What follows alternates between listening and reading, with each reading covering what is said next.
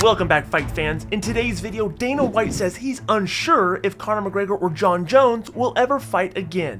Yeah, Jon Jones, who knows? Maybe he'll fight again, maybe he won't. Conor McGregor, maybe he'll fight again, maybe he won't. You never know with some of the guys that get to that level. Michael Chandler doesn't want your sympathy. Don't you dare disrespect me by feeling sorry for me. Don't you dare disrespect me by having any kind of sympathy. Be emboldened by my situation.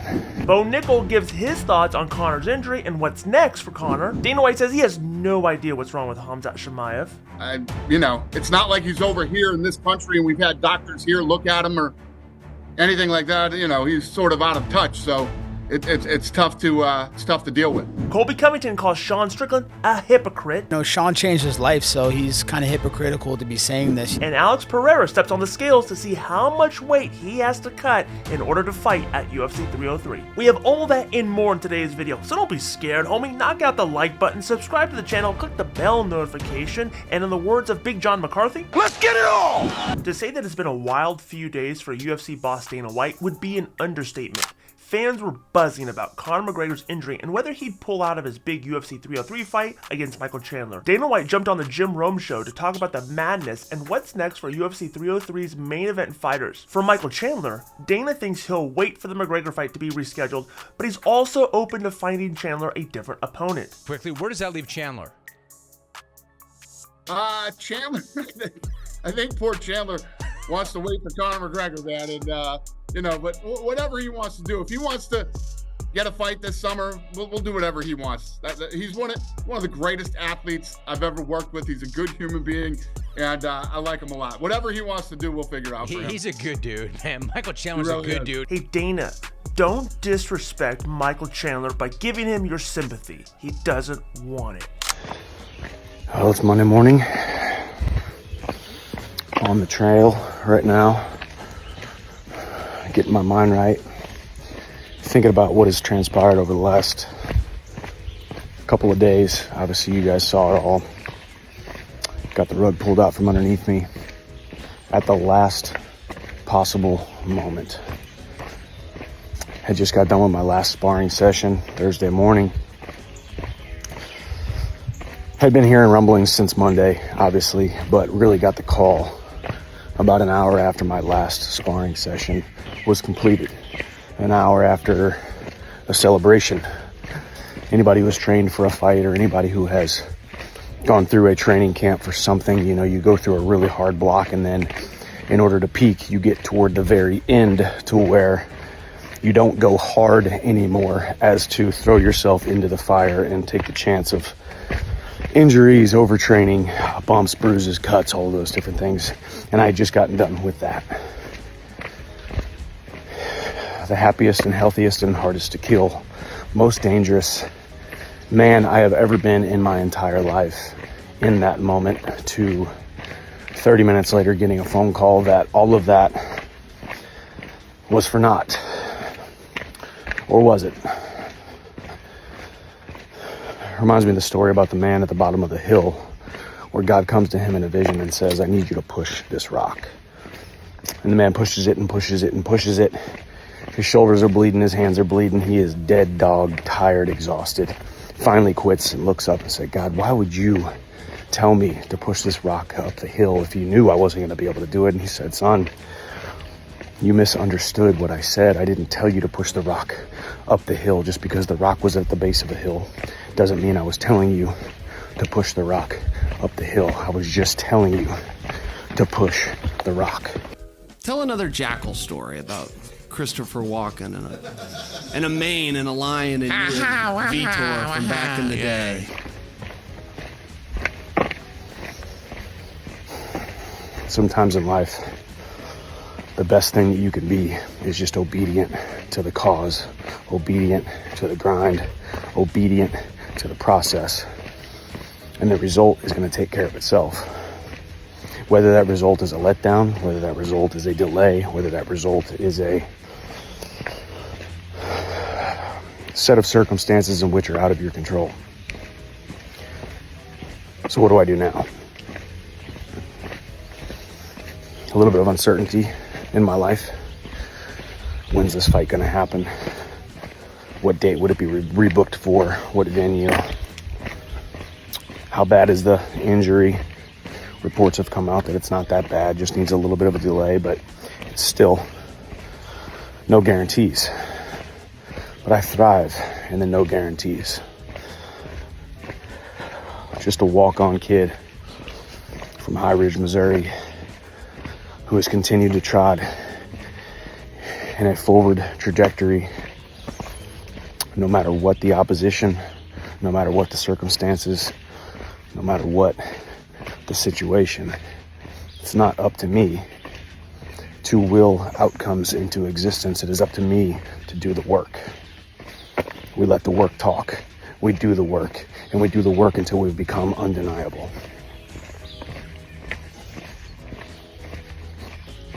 Don't you dare disrespect me by feeling sorry for me. Don't you dare disrespect me by having any kind of sympathy. Be emboldened by my situation.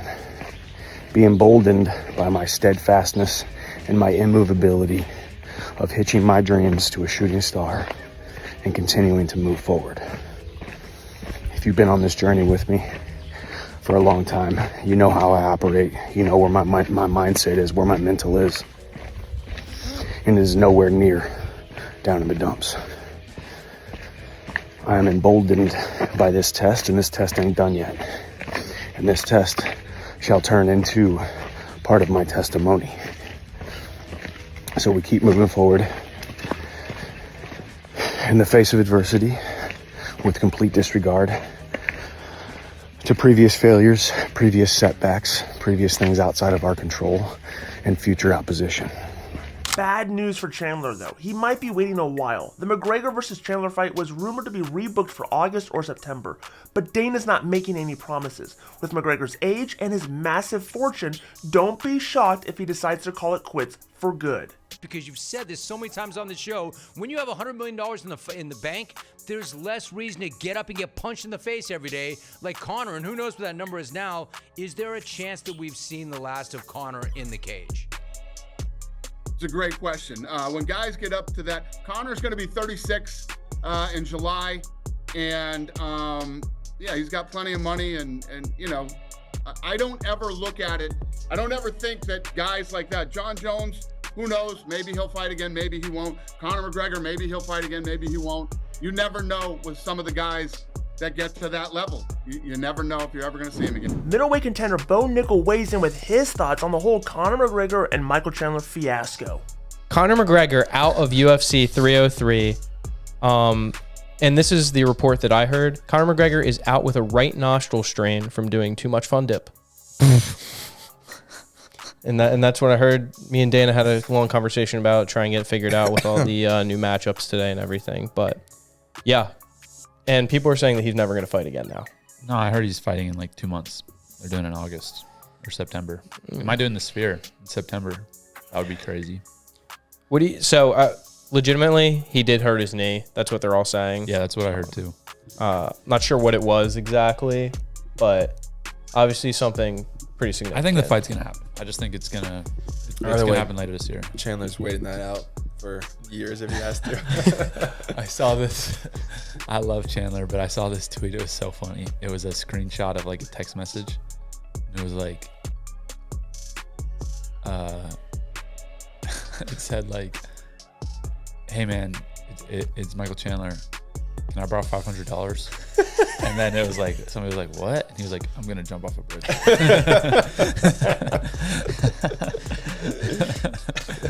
Yeah, he wants that fight though. That'll happen. I still think it's happening. But it's the fight to make for both of them. So it's gotta happen.